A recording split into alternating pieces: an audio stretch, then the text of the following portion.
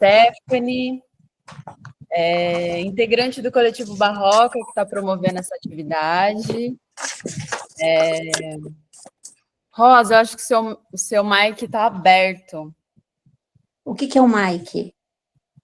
Esse microfonezinho que tem na parte de baixo. Do lado da câmera. Do lado da câmera? Olha na parte de baixo. E agora? Agora foi. Aí. Só que você fechou a câmera também. E agora? Voltou esse... Então, você vai deixando ele fechado e abrindo, conforme a gente vai conversando. Tá bom. Tá? Isso, vão ter momentos aqui que a gente vai convidar vocês a se colocarem, quem se sentir à vontade para isso, tá bom? Então, onde que eu estava? Sim, Coletivo Barroca. Então, essa atividade está sendo promovida pelo Coletivo Barroca, que é um coletivo de pessoas que desenvolve trabalhos aqui artísticos na região de Franco, desde 2020, e as pesquisas sempre nesse campo que relaciona também a arte com a saúde mental, especificamente, né? Tem esse desejo de pesquisar, na verdade, esses caminhos, esses encontros. E então, desde 2020, a gente vem promovendo aí alguns projetos educativos, produções artísticas na área do audiovisual, da dança, e agora a gente está com esse projeto que é Quantos Filhos Natalina Teve. É um projeto contemplado pela Lei Aldir Blanc. Antes de eu terminar, ou antes de eu continuar, Luiz, está gravando essa conversa? Você já está gravando? Tá. Bom, então vou...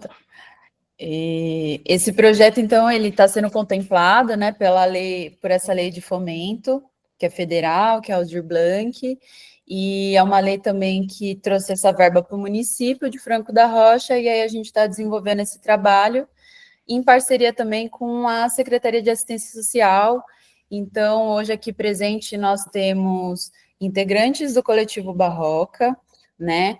A equipe que vai atuar também na gravação desse filme, vai ser gerado um filme desse processo que a gente vai construir lá no CRAS Vila Azul com um grupo de mulheres. Também estão presentes aqui funcionárias, né, técnicas, a coordenadora do CRAS Vila Azul, e temos também participantes aqui que se inscreveram através da rede social do Coletivo Barroca, né, no Instagram. Bom, só falando mais um pouquinho sobre esse projeto, ele tem esse nome justamente pela inspiração de um conto de uma poetisa que se chama Conceição Evaristo, né, uma mulher preta, que vem escrevendo obras lindíssimas, tem cada vez mais recebendo o reconhecimento que ela merece, e esse trabalho, o conto Quantos Filhos Natalina Teve, vem de um livro que se chama Olhos d'Água, e eu indico aqui a leitura para todo mundo. Nesse conto, essa jovem, a Natalina, ela passa por diversas gestações, e também com isso diversos processos de violência, mas também muitos processos de autoconhecimento. Então, a Conceição Evaristo, ela tem uma escrita muito acolhedora para narrar a vida dessa personagem que sofre tantas violências, né? Então, nos inspiramos a partir desse conto para chegar nesse projeto que pretende criar um grupo de acolhimento ali no CRAS Vila Azul, com o objetivo de reunir ali 12 mulheres, né, que passam pelo atendimento do CRAS, também pelo atendimento ali do PAIF, e a gente sabe que o desafio é grande, né, dos CRAS em geral, em conseguir reunir e criar um grupo de convivência de mulheres, de ter essa proximidade com essas mulheres, com essa outra demanda que tem a ver também com essa nutrição do subjetivo delas, né? De ter um lugar também de expressividade, de manifestação também de uma força coletiva. Então, a gente está nesse processo, iniciando esse processo, na verdade, e aí estamos aqui convidando a Ila Araújo. Ela vai poder se apresentar melhor com as palavras dela, mas assim, é uma profissional muito querida e muito especial, porque ela esteve com a gente lá no início, lá na criação do Coletivo Barroca em 2020.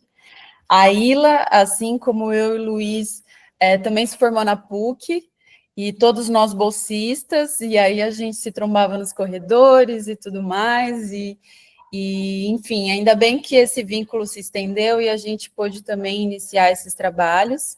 Hoje ela não compõe diretamente o núcleo central assim do coletivo, mas sempre que der a gente vai fazer esses convites, porque é uma pessoa muito interessante, que tem um trabalho impecável. Vocês vão poder conhecer um pouquinho mais dela hoje. E, bom, a ideia dessa atividade, por mais que ela tenha esse nome formação psicopedagógica, não é bem uma formação, mas é um espaço de troca, né? A Ilha é psicóloga e ela vai trazer uma apresentação assim para a gente poder observar as nossas atuações, né? Ela vai poder falar melhor do que eu sobre isso, mas fica aqui o convite, né, para a gente estar aberto para isso que vai iniciar agora. Então, vou pedir para vocês, assim, se puder, mantenham a câmera aberta, com os ouvidos atentos, com a pele atenta, né, com toda essa sensorialidade que somos constituídos, para o que vai vir de conversa. Nós realmente queremos ouvir um pouquinho de cada um que está aqui, né? Assim, fica esse convite também para poder se colocar. Não é uma obrigação ter que abrir o microfone, eu sei que existem pessoas mais tímidas, mas eu sou uma pessoa tímida e estou aqui falando, então vamos também nos desafiar a encontrar essas potências de falar em público, de se colocar, né? E construir algo aqui, construir um saber, né? Ou trazer esses saberes que já existem, mas ir relembrando e tudo mais, e fazer essa teia, né? Então, eu acho que é isso, essa breve apresentação. E eu vou passar a bola, então, para essa querida, que é a Ila. E aí, em algum momento, a gente volta a abrir os microfones e trocar mais sobre essa conversa. Obrigada, Esté. Obrigada, coletivo. Boa noite, gente. Eu me chamo Ila. Eu sou psicóloga, trabalho numa escola na Zona Sul de São Paulo. E sou tantas outras coisas que a gente vai descobrir aqui. É um prazer estar aqui com vocês. Gosto muito mais de quando é pessoalmente, né? O Zoom traz uma impessoalidade, a gente vai se afastando. Mas acho que ao mesmo tempo, permite com que outras pessoas de outros lugares consigam estar presentes nesses encontros. Então, fico feliz por estar aqui. Queria reforçar o pedido para abrirem as câmeras, porque eu acho que é importante para que a gente possa se ver e pensar nas nossas disponibilidades. Então, não se preocupe, eu passei batom só para ver vocês, não é assim todos os dias. Quem me vê todos os dias sabe que não é assim. Mas eu queria convidá-las com o rosto que vocês têm, com o cansaço de terça-feira. É isso que a gente tem, então é um convite aí para a gente abrir a câmera. Antes da gente começar, propriamente falando, eu queria que vocês me contassem qual que é o nome de vocês, qual que é a relação de vocês com o CRAS, ou com o coletivo, com esse projeto, e o que vocês estão nutrindo nesse momento da vida de vocês. Aproveitar que o nome do projeto é Quantos Filhos Natalina Teve, eu quero pensar o que a gente está gerindo e gestando na nossa vida. Então, é uma pergunta breve, então se vocês puderem contar o nome, se vocês com a relação que vocês têm com o CRAS ou com o Barroca, ou se vocês são de fora, e o que vocês estão nutrindo. E aí, cada um pode abrir o microfone na medida em que se sentir à vontade.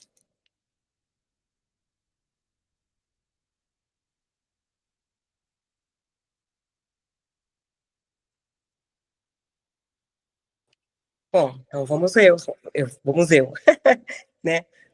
Me chamo Cristiane, sou formada em serviço social, assistente social, e estou enquanto coordenação no CRAS Vila Bazu há 3 anos e alguns meses. E assim, para a gente foi muito bacana, porque nós conhecemos um pouco o trabalho da Stephanie, né? Junto aos serviços de convivência, ali nós formamos vínculos, e de repente ela vai trazendo propostas. E para nós, assim, porque se você for ver o SUAS, né, o CRAS, o número maior de participação, de pessoas que buscam são mulheres, né? E a gente sempre, aí a gente trocando, eu falei para ela o quanto a gente queria atingir uma formação, um grupo onde elas se sentissem pertencidas, né? E aí a Stephanie veio trazendo essa proposta e apresentando para a gente, porque nós, enquanto trabalhadoras do SUAS, eu acho que a gente sente o quanto esse espaço, essa oportunidade que vai ser dada, será muito importante para elas, porque elas vão em busca de...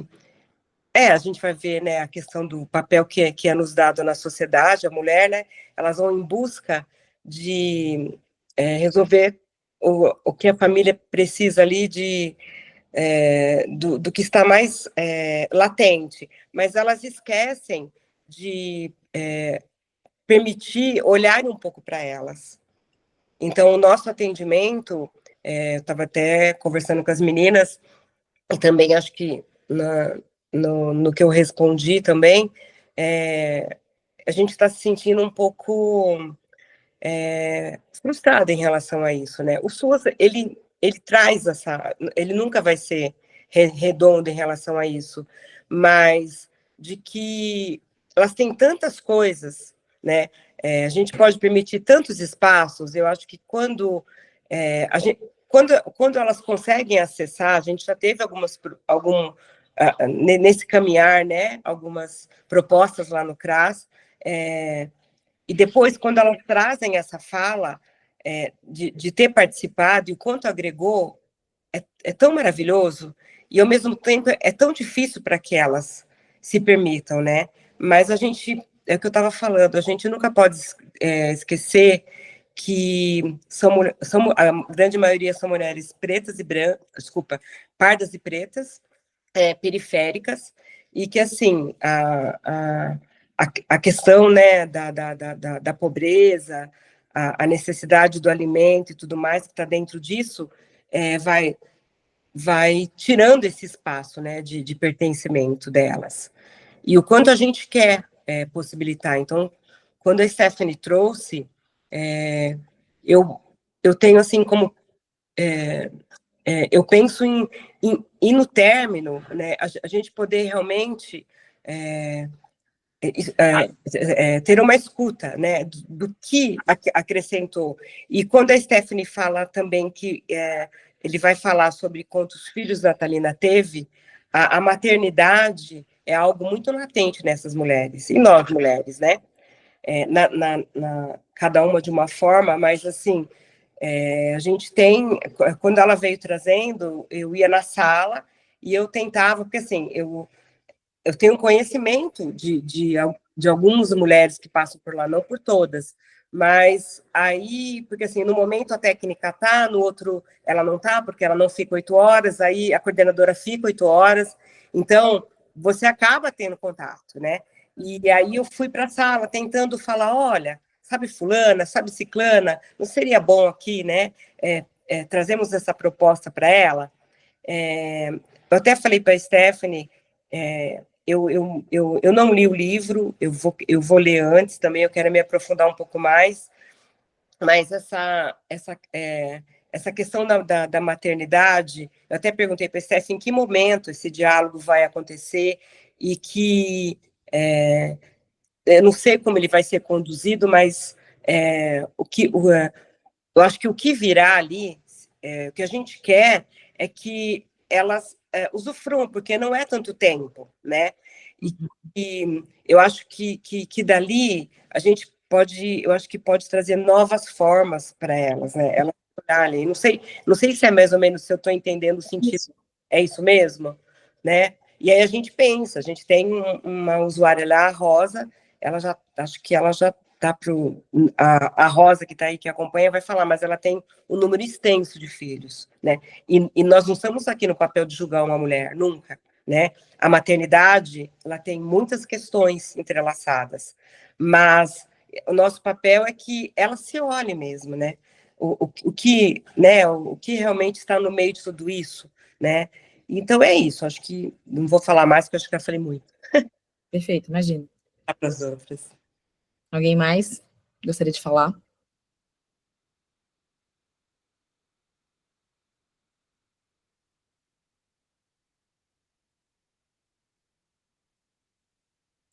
Recebemos aqui um chat. Então, a Monique diz: boa noite, pessoal. Perdão, não vou conseguir abrir a câmera ou o microfone porque estou em um ônibus muito cheio.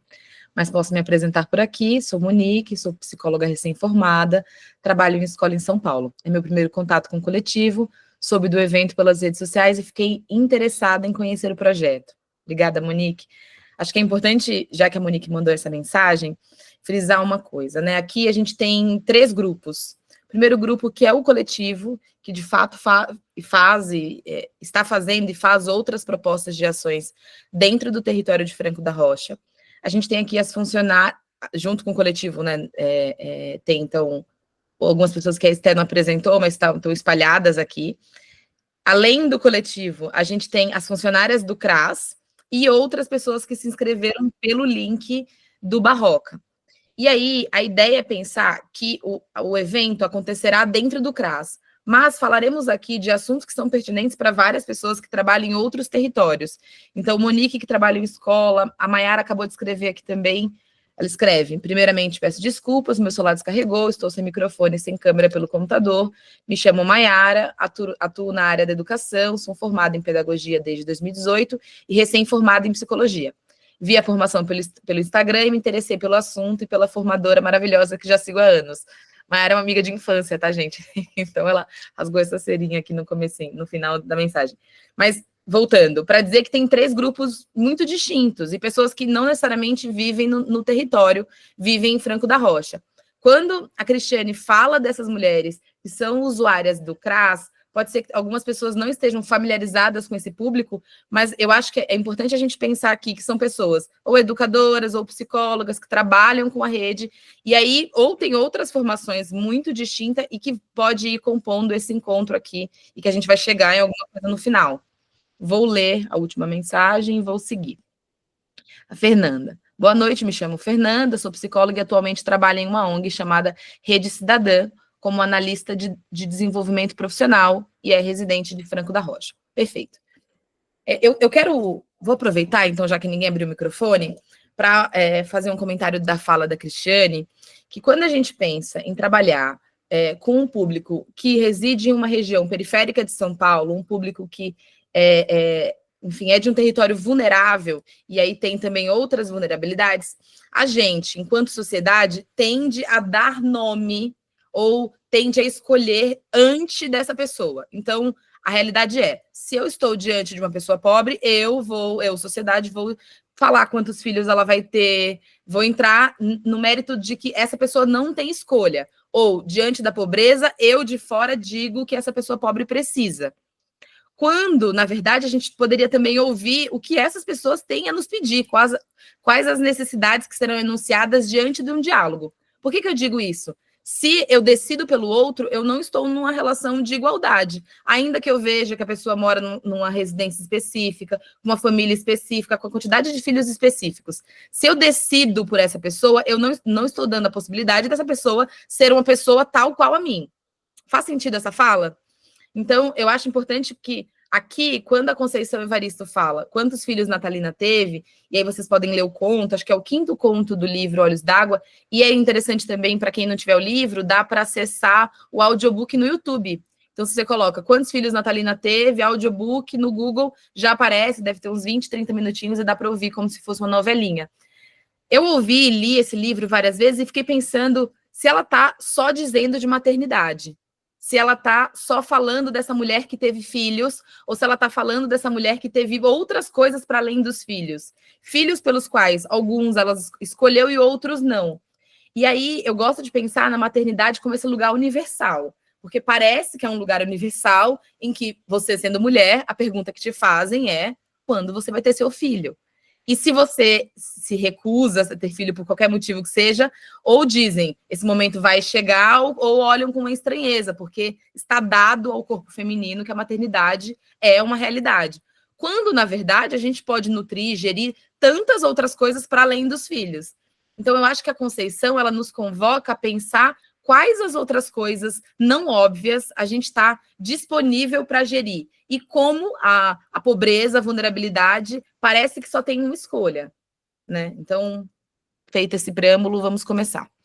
Eu vou apresentar bem brevemente aqui um slide que eu preparei, para a gente pensar nas perguntas, eu volto a jogar a bola para vocês também, para que vocês abram o microfone. E nesse momento, não vou ver vocês, porque eu vou estar compartilhando. E aí, qualquer coisa, vocês levantem a mão ou me interrompam, tá bom? E aí, antes de passar para o slide, eu passei para a Esté, para disponibilizar para o CRAS, um formulário, que eu fiz algumas perguntas sobre o serviço. E nessas perguntas, foi interessante que 4 pessoas me responderam, e acho que essas pessoas não se conversaram, mas responderam coisas muito próximas. Então, eu fui perguntando o que era trabalhar no CRAS, né, no Centro de Referência de Assistência Social, e aí foram me contando que é um setor com muita vulnerabilidade social, é um setor com baixa possibilidade de acesso a políticas públicas ou políticas públicas escassas, que é um setor que o público tem poucas práticas de autocuidado, são, na maioria, mulheres que estão sobrecarregadas, com poucas oportunidades para transformar as suas condições. E aí eu perguntei, numa última pergunta, o que o CRAS oferece? E aí vocês foram me respondendo.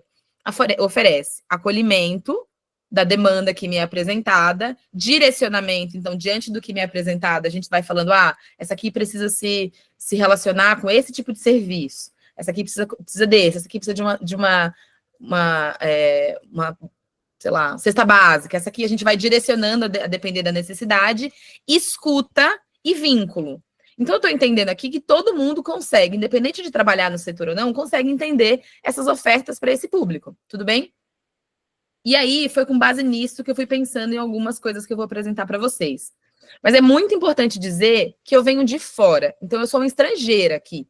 E aí eu não tenho pretensão nenhuma de dizer como que vocês vão trabalhar. Porque eu acho que isso seria um jeito até colonizador de chegar aqui dizendo para vocês uma verdade, sendo que eu nem estou no território, eu nem conheço essas mulheres e eu nem conheço esse CRAS, ainda que eu seja psicóloga e tenha estudado sobre isso. As especialistas aqui são vocês. O que eu sou é uma articuladora. Então, eu estou articulando esses 3 grupos com base no que vocês sabem.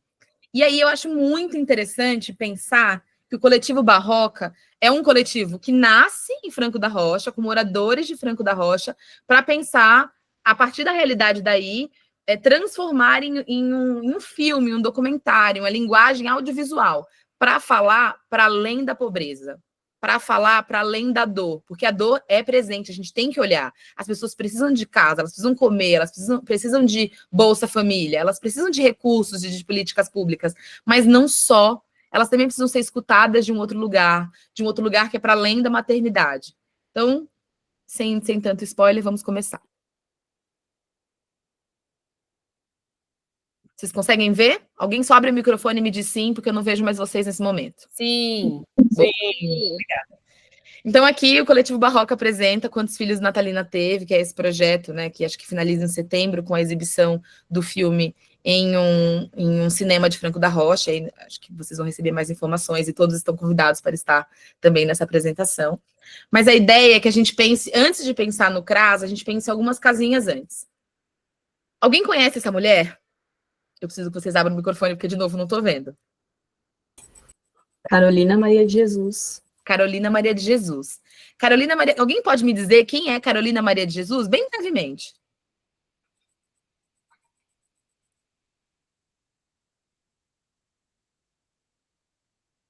Bora, sem medo. Quem que foi Carolina Maria de Jesus? Eu acho que eu vou falar um pouquinho, então. Vá. Ela foi uma mulher, né, que nasceu em Minas, veio morar um tempo em São Paulo, especificamente, né, na favela do Canindé, e ela foi autora, né, de um livro. Ela era catadora de recicláveis da época, né, e ela enfrentava várias questões relacionadas à pobreza aqui em São Paulo. E aí tiveram acesso, ela escrevia, né, ela não era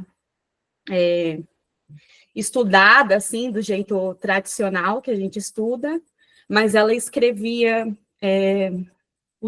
diários, né, ela escrevia sobre a vida dela cotidiana, e aí teve um tempo que eu acho que foi um jornalista, sei lá quem foi, ele teve acesso, né, fazendo uma reportagem nessa favela, ele teve acesso a esses documentários, né, que ela tinha dessa escrita, e aí foi publicado um livro, que é o mais famoso, né, que existe dela, que é Quarto de Despejo, o Diário de uma Favelada, que conta um pouquinho sobre esse processo, né, da vivência dela na favela, da vivência dela como catadora de reciclável, dos entrelaços que tem a questão da vida da pobreza, a questão da fome.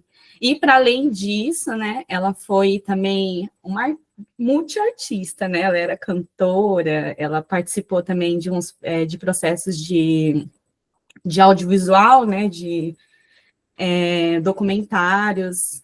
Eu acho que é mais ou menos isso. Perfeito, perfeito. Como você chama? Ana. Ana. Muito obrigada, Isso. Ana. Muito bom. Acho que a Ana falou tudo que eu falaria. Eu gosto de ir passando para vocês, para mostrar que vocês também têm outros conhecimentos que a gente vai compondo o grupo. Essa é Carolina Maria de Jesus. Ao lado esquerdo tem um mapinha ali, que está em vermelho, que é Sacramento, que é uma região de Minas Gerais que ela veio. E ao lado direito tem Canindé, que era uma favela ali próxima ao centro de São Paulo. Então, como Ana já disse, Carolina Maria de Jesus escreveu o Quarto de Despejo, que era o diário de uma favelada. A gente pode entrar em várias questões, porque no momento que essa obra foi escrita, ela foi ganhando mundos e foi para a França, e ela não se reconhecia enquanto uma favelada, embora esse título de favelada faça com que as pessoas ficassem, enfim, oriçadas em ler, em saber quem era essa mulher, em pesquisar. Então, acho que isso foi um jeito que a mídia foi nomeando ela, mas ela não se reconhecia, e ela foi uma escritora de fato. E ela nasceu em 1914 e morreu em 1977. Por que eu coloco a data aqui? A Carolina Maria de Jesus, se ela existisse agora, talvez ela fosse ali uma usuária do CRAS, né? Ela fosse alguém que estaria nesse território, deve ter um CRAS ali nessa região ali do centro, e ela usaria essa política pública e seria, enfim, uma usuária do SUS também, do SUAS e do SUAS. Só que a gente sabe que o SUAS é ali do começo dos anos 2000, 2005, o CRAS de 2011, então esse começo dos anos 2000. Então, Carolina Maria de Jesus não teve uma vivência organizada por esse serviço. E aí, que ano que ela viveu? Ela viveu ali no final do governo Vargas, começo do JK, que era um governo que falava muito do progresso, mas um progresso que não chegava nas favelas, um progresso que ela não viu. Por que eu coloquei tudo isso aqui? O ano, o território, o livro, o governo. Porque acho que é importante a gente pensar que a gente não está separado do contexto em que a gente vive. Não existe a possibilidade de pensar em Maria Carolina de Jesus. Ficou ao contrário aqui, né? Aqui ficou Maria Carolina, mas o correto é Carolina Maria. Não é possível pensar nessa autora sem pensar no território de onde ela veio e no território de onde ela morava, nas vulnerabilidades desse território, nas potencialidades desse território. Porque se a gente olha para ela com um olhar universal de que ela era uma mulher pobre, residente de uma favela, quais as possibilidades que ela tinha? E aí, quando ela começa a escrever e essa obra é reconhecida, a gente pode pensar quantas outras artistas, escritoras estão aí incubadas e não são reconhecidas porque vivem em um território que a gente não dá luz. E é importante pensar que ela tem uma frase que eu coloco aqui embaixo, que é: escrevo sobre a pobreza porque é um assunto que eu conheço. Eu vou parar de interromper e vou olhar para vocês, eu já volto. Para a gente pensar que a gente só fala sobre aquilo que a gente conhece. E na medida em que um coletivo, que um CRAS abre a porta para um coletivo, para uma medida artística também, não só educativa, mas artística, para que a gente possa falar de outras coisas, é a possibilidade para surgir tantas outras artistas, tal qual Carolina Maria de Jesus. A gente está dizendo que essas pessoas vão ser reconhecidas e que elas vão ganhar o mundo? Não necessariamente, mas pode ser que sim, eu espero que sim. Espero também fazer parte dessa história. Mas a gente está dizendo que a gente pode apresentar outros mundos a partir da escuta, de pessoas que estão taxadas em um único lugar, taxadas em um lugar, às vezes, só da maternidade, então eu apareço só enquanto mãe de fulano, e quando elas podem maternar, gerir, gestar tantas outras coisas, na medida em que a gente permite com que elas falem. Lembra que no comecinho eu disse, se a gente olha para a pobreza e diz, eu vou te dar só o Bolsa Família, porque é só isso que você precisa, eu deixo de ouvir as reais necessidades dessa pessoa. Quando uma pessoa que vive um território rico, um território com outras possibilidades, pode fazer escolhas e ter vários filhos, e ninguém julga por isso.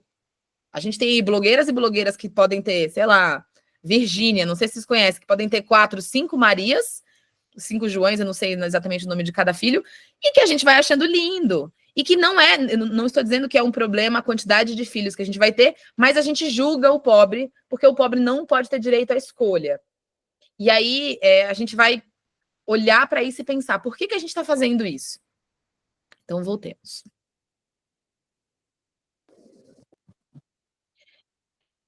A Carolina Maria de Jesus, ela precisou ser descoberta por alguém para conseguir ganhar o mundo. E aí tem uma coisa que muito me interessa, porque quando eu penso, por que eu fiz psicologia? E por que eu trabalho com o público que eu trabalho, seja em escola, seja nos estágios que eu fiz em hospital, em SAICA, que é serviço de acolhimento, no NASF, dentro do SUS. Eu escolhi trabalhar com um público específico, eu escolhi trabalhar dentro de uma rede específica por várias razões. Porque eu preciso de um trabalho, porque eu vivo em um sistema que eu preciso pagar minhas contas, e também porque tem algo ali que me identifica. Aí eu queria dizer, é impossível a gente falar sobre qualquer trabalho que seja sem falar como eu cheguei ali. É impossível a Cristiane trabalhar com o público que ela trabalha sem ela pensar o que a leva a este lugar, enquanto profissional e em todos os outros papéis que ela exerce. Então, a Cristiane, ela pode ser mãe ou não mãe, mas ela é filha, pode ser que ela seja irmã, pode ser que ela é amiga, ela tem vários outros papéis. Então, eu entendo que o Coletivo Barroca está aqui para buscar olhar para os outros papéis não óbvios que essas pessoas estão exercendo. E aí, quando eu pergunto do outro, eu tenho que também voltar para mim. Então, como eu me descobri? Como eu me descobri quem eu sou? E aí, junta como eu me descobri quem eu sou, quem me chama. Porque é a partir da forma com que o outro me chama que eu vou construindo a minha identidade no mundo. Vou dar um exemplo. Eu me chamo Ila, I-L-L-A. Eu nunca me chamei de Ila, mas de tanto os outros me chamarem de Ila, eu fui me reconhecendo. E falar, talvez eu sou Ila, eu seja Ila. Mas se eu me chamasse Maria e alguém me chamasse de Ila, eu não me reconheceria. Eu estou dizendo aqui de um simples nome. E tem nomes que a gente não se reconhece. Às vezes me chamaram de Maria e em algum momento da minha vida eu falo, eu não sou Maria, eu me reconheço como João. E aí é uma outra questão de como a gente vai se reconhecendo ou não a partir do que nos chamam. Mas eu quero frisar em algo, que é, se eu estou no território vulnerável, se eu não tenho escolaridade, eu tenho acesso a um subemprego. Eu sou, como vocês falaram, né, sobrecarregada, tenho pouco acesso ao autocuidado. Como que eu vou me colocar no mundo sem ser da forma que o outro me coloca no mundo? E, diante disso, eu preciso criar outras formas de me colocar no mundo. Eu lembro que na faculdade eu fiz uma pesquisa sobre Islã, Batalha de Rima e a cidade de São Paulo, direito à cidade. E tem muitos lugares que são públicos, que as pessoas poderiam frequentar e que elas não frequentam porque elas não se sentem pertencentes para estar nesse lugar. E você fala, nossa, mas por que essa pessoa não vai? Esse SESC aqui está oferecendo isso? Porque tem coisas que a gente não diz na palavra, mas a gente diz no olhar, a gente sabe como as pessoas estão vestindo, a gente se sente à vontade ou não de abrir a câmera, a depender do que está atrás da nossa casa. Eu lembro que na pandemia, eu não queria abrir a câmera porque não tinha 1000 livros atrás de mim. Tinha uma criança correndo, eu morava numa comunidade de São Paulo, então como que eu vou me colocar para o outro de um jeito tão mais vulnerável? Eu vou me expor mais. E aí, acho que o convite neste momento é para a gente pensar, eu só me chamo de um jeito que eu me reconheço, e eu só me reconheço porque o outro diz de mim. E quem é esse outro? É uma série de outros. É a escola, é a família, é a comunidade, mas é também o CRAS. E aí, se essa mulher que viveu 50 anos sendo chamada de favelada, em algum momento alguém chama ela de algum outro jeito, talvez ela se reconheça de alguma outra forma. E não é tarde para a gente se reconhecer de outras formas. Então, quantas de nós estamos nos reconhecendo de formas diferentes na medida em que a gente vai vivendo? Eu mesma alisei meu cabelo até os 15 anos, que eu achava horrível, era zoada na escola, enfim, várias questões que a gente sabe. Em um dado momento eu falei, meu cabelo é lindo, eu vou seguir com ele assim. E é algo básico, mas é algo que se torna grandioso na medida em que eu falo, pera, eu não quero me reconhecer mais dessa forma. Mas foi eu sozinha? Não. Eu tive que ter apoio de amigos, da família, eu tive que ter apoio da mídia, que foi mostrando outro tipo de cabelo, outro tipo de beleza para eu falar, nossa, o meu também é bonito. Então eu preciso me reconhecer a partir de outros lugares. E aí, para que eu me reconheça em outros lugares, eu tenho que pensar como que eu conto a minha história. E como que você conta a sua história. Você, Cris, você, Mari, você, Rosa, você, Ana Beatriz, você, Monique, você, Maiara, você, Luiz, você, tantos outros. Porque se eu só estou cobrando o outro de contar a história dele para mim, eu não estou ali me disponibilizando para repensar na minha história também. E aí eu estou só seguindo o automático. O automático que é, eu vou ter filhos, eu vou trabalhar, eu vou fazer isso, que a vida já é uma engrenagem que às vezes não deixa a gente parar, né? Porque tem que sair, tem que pagar boleto, tem que limpar a casa, a gente está sempre em dívida. Que momento que a gente fala, calma, o que eu quero fazer? O que eu escolho fazer? E a possibilidade da escolha, gente, é um luxo, é um privilégio, nem todo mundo tem escolha. Mas a gente vai também olhando para as vidas dessas pessoas, dessas mulheres que participarão desse filme, e a gente vai pensar: tem a sua história que é triste, tem a sua história que é uma história vulnerável, o que mais que você tem para me contar? Às vezes a gente nem sabe, porque a gente está tão acostumada a se ver naquela roupa que nos cabe, da tristeza, da miséria, da imigração, porque eu posso que essas mulheres não nasceram e foram criadas em São Paulo. Muitas vieram do Nordeste, da minha Bahia, porque eu também sou da Bahia. Vieram para compor essa cidade e estão morando em territórios cada vez mais afastados. Porque a gente constrói a cidade e depois a gente não pode morar nessa cidade. E a gente vai se afastando, vivendo em subemprego, vivendo em impossibilidades, impossibilitados de viver outras coisas, inclusive essa cidade. Então, para que eu pergunte para o outro, gente, eu estou indo rápido, eu vou me empolgando, tá dando para pegar? Tá ótimo. Ótimo. Quando eu vou perguntando como que o outro conta a história, eu tenho que perguntar como que eu conto a história. E eu estava lendo aqui, a Esté me mandou a sequência dos grupos, né? O que ela vai fazer em cada grupo. Aí tinha umas atividades que eu pensava assim, nossa, mas será que o CRAS, nesse momento, vai estar olhando a atividade ou estará participando da atividade? Porque tem coisa aqui que nos coloca dentro da vulnerabilidade. A Esté faz coisas com o corpo que eu não consigo fazer, porque ela trabalha com isso. E aí, como que eu, que sou a referência dessa pessoa, eu que coloco, que direciono, que escuto, que acolho, ou que estou gravando, eu estou ali enquanto uma pessoa que parece que eu não estou no mesmo lugar que essa pessoa. Se eu me coloco num lugar de vulnerabilidade também junto com ela, será que ela vai conseguir me ver da mesma forma? Será que eu consigo me colocar num lugar de vulnerabilidade? Seja dentro do CRAS, seja dentro da escola em que eu trabalho, quando a Monique diz de uma escola, seja da Maiara que coloca de uma outra rede que ela trabalha. Como que eu também participo e me coloco em construção para essas pessoas? Porque se eu chego já mostrando que eu sei de tudo, talvez não haja mesmo equidade, a possibilidade do outro olhar para mim e falar, tá, a gente está junto aqui, a gente está nessa roda, então tem um momento que a Esté pode falar, Cris, eu tô falando da Cris porque a Cris foi a que falou e é a que eu sei o rosto, mas na medida em que as pessoas forem falando, eu vou falar outras referências, tá? Mas a Cristiane é aqui a minha coordenadora, é uma referência, mas nesse momento ela tá aqui de igual para mim, ela tá contando da experiência dela enquanto mãe, da experiência dela enquanto filha, da experiência dela enquanto esposa, se ela ocupar todos esses papéis. Então, o que eu tô querendo dizer com tudo isso?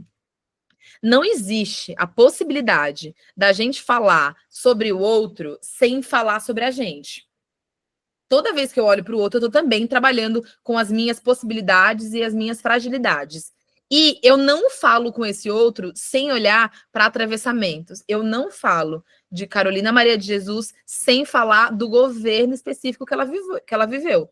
Quando a gente fala de escola, quando a gente fala de CRAS, quando a gente fala de de hospital, a gente está falando que todos esses serviços estão inseridos em uma sociedade, que estão inseridos em uma política, em um governo, e eu nem estou falando de partido.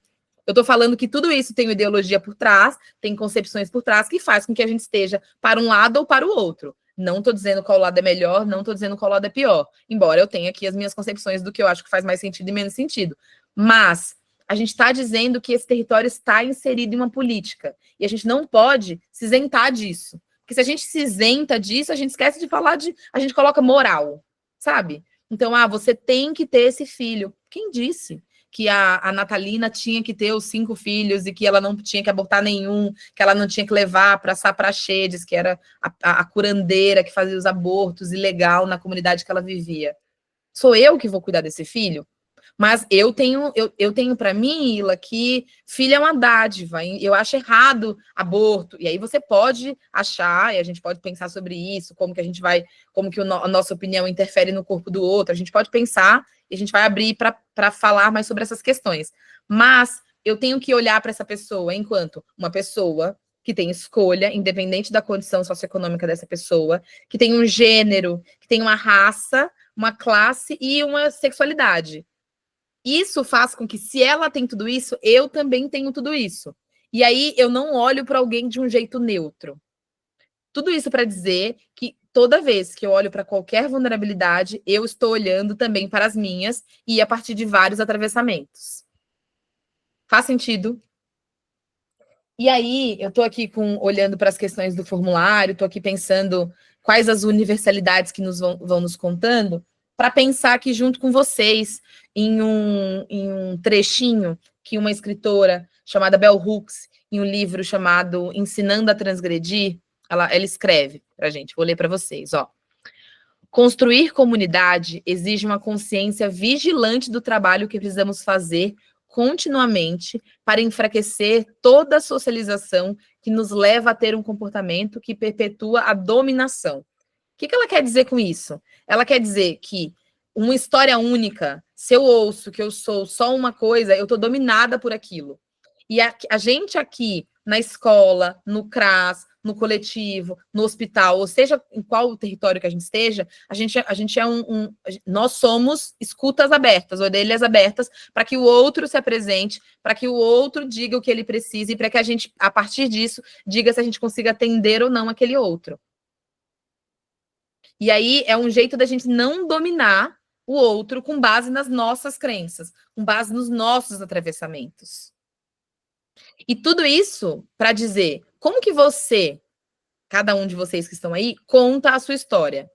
Então, o que vocês vivenciam no serviço de vocês, que vocês acham que é universal, ou qual a dificuldade que vocês têm de lidar com as demandas que apresentam, sem você pensar, eu preciso resolver isso. Porque eu lembro que eu fiz um estágio no CAPS, e aí tinha um paciente que ele me abraçava e falava que eu era filha dele, que tinha voltado.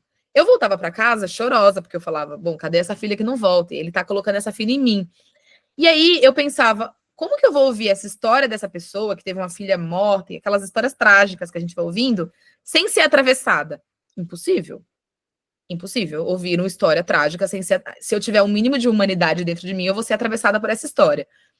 Quando eu ouço essa história e posso dialogar com outras pessoas, numa rede segura, ética, essa história ganha outros contornos, essa história ganha outras possibilidades de escuta. Então, a supervisão é boa por isso, porque na medida em que os grupos forem acontecendo, e aí surgir histórias que você fala, nossa, isso assim, não é nem um pouco, eu não consigo engolir isso. Então, eu vou conversando com essas pessoas que estão ali, cada uma com sua especialidade, uma formada em psicologia, outra formada em serviço social, e aí eu vou conseguindo compartilhar tudo isso de um jeito menos pesado. Esse é um ponto. O segundo ponto é, qual que é o meu limite? Acho que o serviço social, assistência social, quando a gente vai pensando no SUAS, ele surge também para quebrar um lugar da igreja, resolver tudo de um jeito muito assistencialista. De que eu dou tudo para essa pessoa, ela precisa só acreditar no que eu digo. Porque se eu estou dando essa cesta básica para ela precisa professar da minha fé. E aí fica aquela coisa, eu preciso da sua cesta básica, mas eu não acredito na sua fé, o que eu faço? Vem aqui, eu pego, mas eu sou catequizado, né? A gente pode entrar nessa discussão.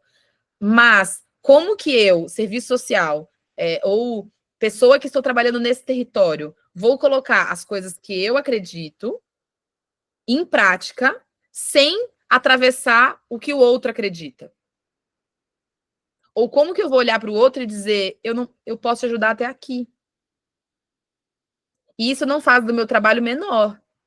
Isso faz do meu trabalho possível, porque eu preciso voltar amanhã para atender tantas outras mulheres que também vivem nessa outra realidade. E aí, gente, é um trabalho que tem outros atravessamentos, né? Você também está cansada de casa, você também briga com o marido, briga com a esposa, briga com a mãe, briga com... Tem outras coisas que vão surgindo. Como fazer com que esse trabalho fique real? Como fazer com que eu possa olhar o sujeito e também ser vista? E aí eu pergunto, como que vocês contam as histórias de vocês? Alguém quer abrir o microfone para me contar como que vocês contam a história de cada um? Vou parar de projetar, depois eu volto.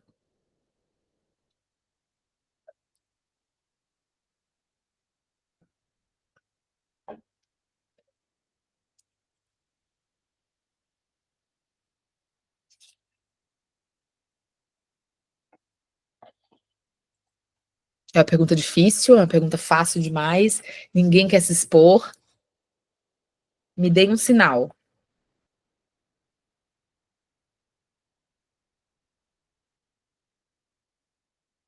Por isso que eu gosto do presencial, porque o presencial eu puxo. Mas vamos, eu vou esperar. O silêncio Vou não é... fazer um comentário aqui, então. Ah, não. Ai, Vamos lá. Oi, gente, boa noite. Eu sou a Mari, aqui de Franco. Fiz um trabalho com o CRAS Vila Bazu, a Cris. Então, estou muito tocada com essa formação, Ila. Estou muito impressionada assim, com essa fala, que vai muito de encontro com o nosso trabalho. Faço parte de um coletivo feminista aqui também de Franco. E aí, essa pergunta eu acho difícil, porque eu fiquei muito pensando nisso, em como a gente dá certas narrativas para as pessoas, principalmente pessoas em situação de vulnerabilidade, como a gente também, em diversos momentos, está em situação de vulnerabilidade, e como a gente também aceita as narrativas que entregam para a gente. Então, eu acho que isso é bem profundo, assim, né? Porque a gente cria a narrativa do outro, a gente coloca o outro em cima de um estereótipo e colocam a gente, né? E aí eu fiquei pensando muito em como que eu conto a minha história, que história que é, né? Talvez gere até uma crise existencial nesse sentido, assim, né? Do quanto é meu e o quanto é da sociedade. Óbvio que a gente sabe, né? Enfim, enquanto pessoas que vivem nesse mundo, a gente sabe o quanto a política influencia, enquanto o contexto social influencia a gente, e como a gente é sempre... É o nosso olhar sobre a gente, mas também é muito o olhar sobre o outro sobre a gente. Mas estou pensando muito em como a gente conta a nossa história, sem nos colocar nesse lugar estereotipado e sem colocar o outro também, e estando aberto, e estando sem essa hierarquia, muitas vezes, e essa coisa que você falou de não trazer nada pronto, né? Enfim, eu fui pensando em várias coisas que você falou, fui anotando até aqui. Então, a gente, muitas vezes, enquanto vai mediar um encontro, né? Então, eu fiz esse trabalho no CRAS, por exemplo, quase um ano com as mulheres. Teve uma questão de eu me afetar com essas mulheres, mas também teve uma questão... Acho que você falou de tentar resolver, né? E acho que, enquanto feminista, isso é uma angústia nossa, assim, né? Como que a gente resolve coisas urgentes? Como que a gente resolve a violência contra a mulher? Como que a gente resolve, né? Porque a gente ainda está num lugar, como você falou, de privilégio, de escolher o que a gente faz, né? Quanto artista. Mas o que a gente faz, né? Então, eu não sei se eu respondi a pergunta, mas eu estou muito nessas reflexões, assim, né? Perfeito. Alguém mais quer falar, mas eu vou só responder isso que a Mari disse. Quando a gente traz algo completamente pronto e que não há espaço para o outro, demonstra só a nossa fragilidade de lidar com o inesperado. Porque não existe a possibilidade de eu encontrar com o outro e saber tudo que o outro vai me dizer. Ou saber tudo que o outro vai me apresentar. E aí eu também preciso estar aberta para não saber. E às vezes, olhar para o outro, escutar o outro, não vai resolver o problema, mas vai dar uma dimensão de que eu existo, sabe? De que tem algo ali. Para mim, é a sensação do telemarketing de quando eu não consigo ligar para alguém e eu tenho que resolver tudo por chat. Aquele chatzinho que vai dizendo, clique aqui. Não dá conta do que eu preciso. Aí eu fico escrevendo, especialista, falar com especialista, porque eu preciso ser escutada. Todo mundo, do bonzinho, assim, do mocinho ao vilão, precisa ser escutado. E aí, escutado em todas as dimensões. A dimensão afetiva, a dimensão social. Por isso que, Mari, não é sozinho, né? Não é só você. Porque essa pessoa precisa comer. Por que são só mulheres que frequentam esses lugares? Onde estão os homens? Eles estão povoando os bares. Eles não sabem o que fazer com a liberdade. Esses dias eu tive uma conversa com um homem que trabalha na portaria da escola em que eu trabalho e estava falando da escala 6x1. E aí ele falou que ele era contra a escala 5x2, porque ele vai fazer o quê nesses 2 dias de folga? E aí eu fiquei pensando, e é uma pessoa jovem que poderia fazer muitas coisas, mas de fato vai fazer o quê? Porque não sabe o que se fazer com tempo livre. A gente não sabe mais. E aí estar em casa, numa casa, não é uma casa que tem piscina, que tem possibilidades, às vezes é uma casa que tem um vizinho que invade, que tem briga, que tem... O que eu faço com esse espaço? E aí, mas Ila, isso é muito angustiante, né? O que eu faço? Eu acho que o que a gente faz é se reunir, se ouvir, é criar um coletivo num território que você nasceu, num hospital que sua mãe trabalhou.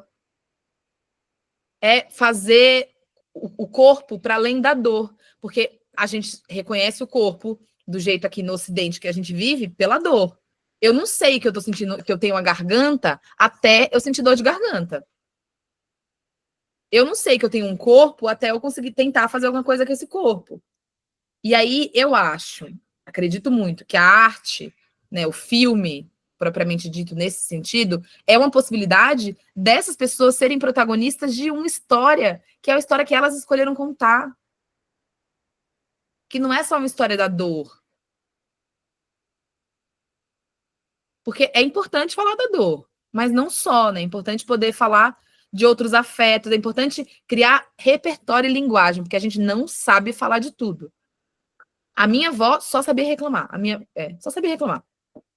É assim, se perguntar, como é que a senhora tá, minha filha? Mal. E vinha, porque era assim que era escutada. E se eu puder contar de outras coisas? Às vezes eu fazia umas perguntas para elas que ela falava, me chamava de inventiva. Essa menina é inventiva. Porque eram umas perguntas que ninguém nunca perguntou. Uma vez eu perguntei para ela se ela escovava o dente quando ela começou a namorar com meu avô. E ela ficou meio chateada e eu descobri que não. Com 14 anos não escovava os dentes. Não tinha essa possibilidade de escova na Bahia. Mas você percebe que é simples, mas é assim, é olhar para uma outra coisa. E quantas vezes a gente não olha para uma outra coisa dentro da nossa casa?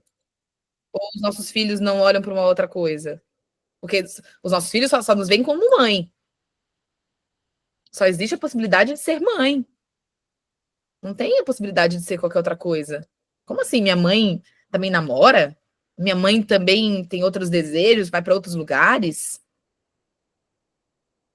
E aí, essa semana eu fui pro carnaval, né? Teve carnaval, e eu voltei com o pé machucado. E aí minha mãe, que é muito protetora, olhou para mim e falou: se você foi no carnaval, eu não tenho dó. Aí eu fiquei pensando, nossa, só é digno de se machucar se fosse no trabalho. Porque festejando não é digno. Porque o nosso corpo só tem que ser no trabalho. Porque você me machuca em outro lugar, olha lá, tava na putaria, fazendo outras coisas. Peraí, eu também não posso, assim, sabe? A mãe, eu tenho uma amiga que a mãe que separou do marido, e aí ela contava pra filha que eram só coisas chatas que ela ia fazer. Tipo, por exemplo, ela ia pra praia, ela falava, ai, filha, a mamãe vai trabalhar. E a filha vai aprendendo que a mãe só pode se ausentar dela por uma obrigação e não por uma escolha. A mãe não pode falar, não, eu vou me divertir, eu vou pra praia sem você. Eu posso ir pra praia sem você. E aí acho que é nesse lugar que a gente vai questionando, tô dando muito exemplo, mas nesse lugar que a gente vai questionando o que é o óbvio. Quando a Conceição Evaristo fala quantos filhos a Natalina teve, para mim ela não tá falando dos filhos que ela teve. E eu ouvi várias, eu fui contando, falei, porque ela começa dizendo, teve 4, mas só quis um. Aí depois surge mais um. Então, os filhos que ela não quis, ela não teve. Mas ela teve, porque eles nasceram e foram morar com outras pessoas. Mas ela está dizendo o que ela de fato quis ter. E aí, gente, é um jeito simbólico, é poesia. Mas por que a gente também não pode olhar com alguma poesia para essa vida que é tão dura, sabe? Mas falei demais. Quem era outra pessoa que ia falar?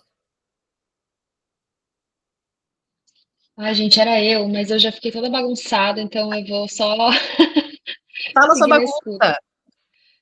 Já nem sei mais já me perdi totalmente aqui. Mas, bom, eu sou a Lorena. Eu não tô ouvindo. Tá baixo, fala mais alto. Tá baixo. Ai, gente, eu tô no improviso aqui com um foninho. Tá melhor? Melhorou, Tá melhorou. um pouquinho melhor. Tá. Eu sou a Lorenza, eu vou fazer assistência de produção para gravação. Eu conheci o CRAS meio que junto com o tempo que eu conheci a Stephanie, a gente trabalhou no mesmo projeto, no CRAS ano passado. E, enfim, foi uma experiência muito transformadora, assim, tô com saudade desse lugar, assim, com vontade de ver o que vai ser, até porque é um público muito diferente do que eu trabalhei. No ano passado eu trabalhei com adolescentes, então acho que vamos ver o que vai ser, assim, estar com essas mulheres, e, e eu acho que é justamente isso, assim, se deixar atravessar e entrar num contato, que não é só o contato de uma escuta, de quando eu passava para ir ali no banheiro e daí eu via alguma mulher, normalmente mulheres, né, essa história, na sala ali de atendimento, fazendo o atendimento, então, respondendo perguntas padrão, né, que precisam ser respondidas, mas ali perguntas ali para o cadastro, para o atendimento de um lugar pragmático. Então, que outras perguntas que elas podem responder, né, que podem surgir. E daí, não sei, né? Acho que eu estava um pouco na cabeça, assim, como que a gente conta a nossa história, né? Como que eu conto minha história. Acho que cada um, assim, daí ficou me vindo, assim, esse lugar do limite, assim, né? Como talvez os contornos, os pontos, né? Os marcos, assim, sejam os limites de quando o outro colocou alguma coisa que seja mais do que você pode aguentar, do que eu, do que nós podemos, ou também do que quando eu, né? Nós, cada uma de nós, assim, coloca alguma coisa que faz esse limite mudar, né? Assim, e daí, não sei, daí virou tudo uma bagunça, a Mari falou, e você falou, e meu caderno já tá cheio de coisa aqui, então vou me manter na bagunça. Mas acho que era um pouco isso, assim, que eu consigo articular agora. Perfeito. Mas acho que é bom bagunçar, porque acho que a ideia aqui é que se eu venho com um conceito específico do que é vulnerabilidade, não sei se gruda com o que vocês vivem, porque fica muito. Vocês sabem. Melhor do que saber o que é vulnerabilidade é conversar com a dona Ana, que é casada com o seu Valmir, que bate, que faz isso. Dona... Você fala, nossa, é isso. É isso que eu tô vendo aqui que tá se apresentando para mim. E aí, como que eu vou olhar para essa mulher tentando me separar um pouco do que é meu e do que é dela, porque se eu não sei o que é meu, eu misturo. Eu misturo o tempo inteiro com o outro. E aí, como que eu vou fazendo uma separação? Uma separação até qualificada, para que eu olhe para essa mulher e diga: eu tô te ouvindo e dentro do que eu posso fazer é isso, mas volta amanhã a gente continua conversando, me conta mais. E aí apresentando possibilidades, né? Porque tem tanta possibilidade. Embora haja uma escassez das políticas públicas, tem muita coisa que as pessoas não sabem. Tem muita coisa que as pessoas não sabem, e que o fato da gente poder ser uma pontezinha de contar algo para essa outra pessoa é muito, muito positivo, assim, é a Mari poder contar para alguém que tem a possibilidade de fazer um enseja, que é alguém que quer voltar a estudar, que é uma prova que ajuda a terminar o ensino fundamental 1. Não, Ila, mas é pouco. Mas é pouco para quem? Qual é a referência? E aí vai indo, assim, nesse miúdo. Ila, nossa, meu Deus, explodiu minha cabeça aqui também. A fala da Mari também, da Lorenza, mas assim, acho que tudo que você traz, assim, vem de um lugar não óbvio, que, assim, explode a cabeça, mas também é acolhedor, assim. Apresenta um outro espaço, assim, de atuação, sabe? Amplia esse horizonte de atuação mesmo, assim, né? E eu fiquei pensando como as nossas certezas, e assim, somos profissionais, então a gente tem que ter certeza de alguma coisa para poder trabalhar, né? Então, assim, mas ao mesmo tempo revela essas contradições, né?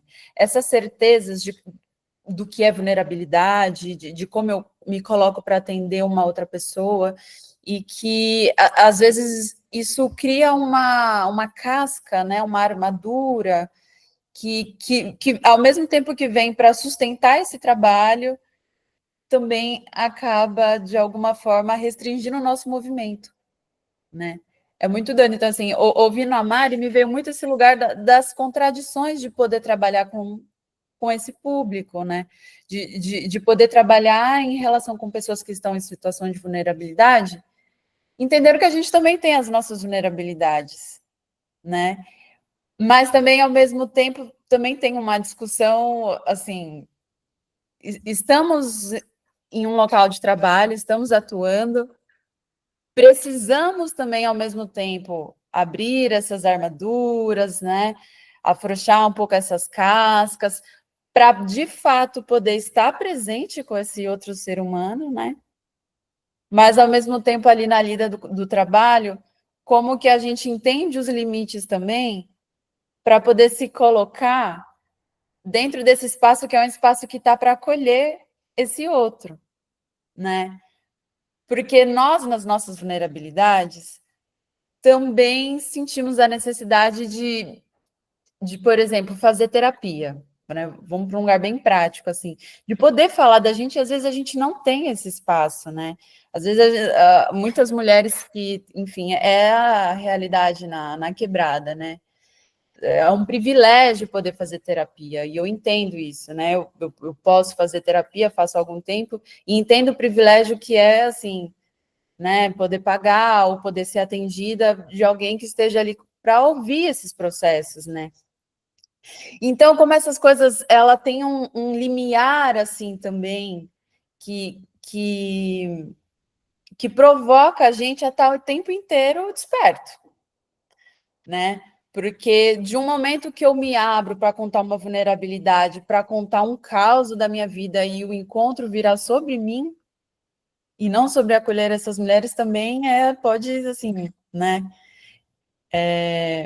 Enfim, então esse lugar do não óbvio, para mim, ele é muito interessante. E perguntar o que ninguém perguntou, o que ninguém pergunta, principalmente nesses espaços de acolhimento, né?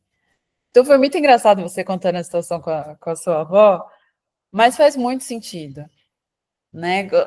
Porque com perguntas diferentes que ninguém nunca fez, a gente vai obter outras respostas também que a gente não espera, né?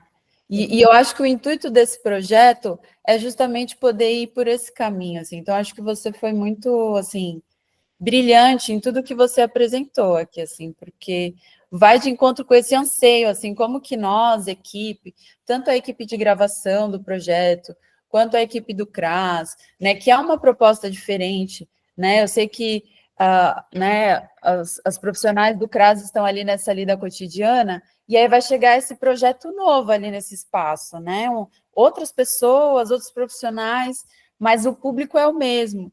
E aí, como que a gente, todas nós, né, não só os funcionários do CRAS, mas a gente consegue afrouxar essas armaduras para também estar vulnerável, mas também estar sempre presente, né, para entender esses limites e deixar esse espaço aberto para vir aquilo que a gente não sabe sobre essas mulheres. Eu acho que isso é o essencial, assim, desse projeto, a gente conseguir por esse caminho, assim, né? Perfeito.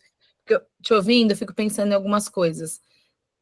Se eu não estou ali atenta ao outro, nessa escuta, eu coloco o que eu desejo. E se o outro não faz o que eu desejo, eu rompo. Porque se uma pessoa chega para mim e fala que o marido está batendo nela, e aí depois eu falo, separa, não tem condições de você ficar com esse marido, separa. E na semana seguinte ela não separa, e eu fiquei 1 hora ouvindo ela e falando, separa. E na semana seguinte ela volta com esse marido, eu vou ficar assim, ela não me ouve. Eu fico ofendida pessoalmente, falo, imagina, olha só, sabe, essa pessoa não me ouve, essa pessoa não quer mudar, ela continua nesse lugar Gente, é difícil pra caramba se separar de uma relação abusiva. Muito, porque uma pessoa que bate em outra, por exemplo, ela não é só agressora. Porque se fosse só agressora, você ia falar, nossa, mas ela também é outras coisas, ela pode ser provedora, ela pode ser o arrimo da família, e você fala, não vale a pena, eu acho, mas não vale a pena aqui, ó, na minha poltrona, na minha casa, olhando com as minhas possibilidades. E claro, é importante, eu não vou romantizar aqui a agressão, não façamos isso. Não vou olhar e falar, ah, imagina, fica, mas é questionar. E aí é potencializar essa pessoa, para que essa pessoa possa ser outras coisas também. Porque na medida em que essa pessoa que apanha, fictícia que a gente está construindo, se ela pudesse ver em outros papéis, inclusive trabalhando, inclusive cuidando dos filhos, inclusive, talvez aí ela se veja sem essa pessoa que a agride. E aí é assim que eu construo um espaço saudável e possível para que o outro construa a sua resposta. E aí eu vou dar a voz para alguém que levantou a mão, mas uma última coisa. O que eu estou dizendo aqui é muito bonito. Mas, Ila, como que a gente faz na prática? Porque na prática tem muito problema. Eu estava falando para uma colega de trabalho esses dias que quando a teoria atravessa a rua, ela ganha outros contornos. Então, o que eu faço? Junto com essa equipe, que tem vários atravessamentos, que tem várias questões, que vários projetos na prática. Aí é pegar a ideia grande e colocá-la em pequenas porções. Qual que é a ideia grande? Como que eu vou escutar o outro sem colocar o meu juízo? Como que eu vou encontro a encontro? No final de cada encontro, um olhar para o outro e dizer, e aí, o que deu certo e o que não deu certo? Ah, Ila, é muito corrido, não dá para dizer. Faz um formulário, faz uma caixinha, a pessoa escreve. Porque é um jeito da gente olhar passo a passo. Porque se eu nunca vou para academia, e aí eu falo, vou começar a malhar 10 vezes na semana. Eu vou fazer máquina de fazer frustração, porque eu não vou nem malhar, vou ficar triste.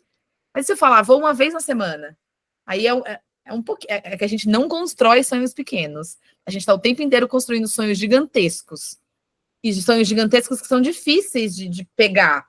Mas eu vou construindo um a um, para depois eu olhar para trás e falar, nossa, como ficou grandioso. Mas a gente tem que se apequenar, se tornar pequeno e dizer, tá, acho que é aqui que eu vou construindo. E aí o registro é muito importante. Porque quando você vai registrando diariamente, semanalmente, o que você faz, o que você observa, você percebe as transformações, as mudanças. Porque no final é aquela tia que vê o seu filho depois de um ano e fala, nossa, como ele cresceu. Você olha e fala, você acha? Eu achei que tá do mesmo tamanho, porque você vê todo dia. E se você vê todo dia, você não vê a transformação. Você não vê que você engordou, que você emagreceu. Você até vê, mas não do jeito que o outro que vem de fora e olha espantado. Porque é um espanto, porque foi de um dia para a noite que transformou. Então é um jeito de ir construindo e costurando pouco a pouco. Acho que foi o Luiz que levantou a mão.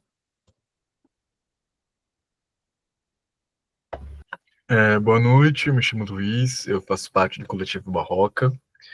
E eu queria compartilhar uma reflexão assim que foi surgindo em relação às falas todas até agora. Também dizer que a apresentação da Ila também trouxe muitas coisas muito interessantes, mas me fez lembrar muito do lugar onde eu trabalhava. Eu trabalhei numa ONG que chama Projeto Quixote, que fica na Vila Mariana. Lá também funciona como um CAPS infanto-juvenil, e nesse lugar tinha o brechó. E nesse brechó a gente recebia muitas doações, e muitas delas eram doações assim muito ruins, né? Meia furada, cueca suja, coisa rasgada, manchada.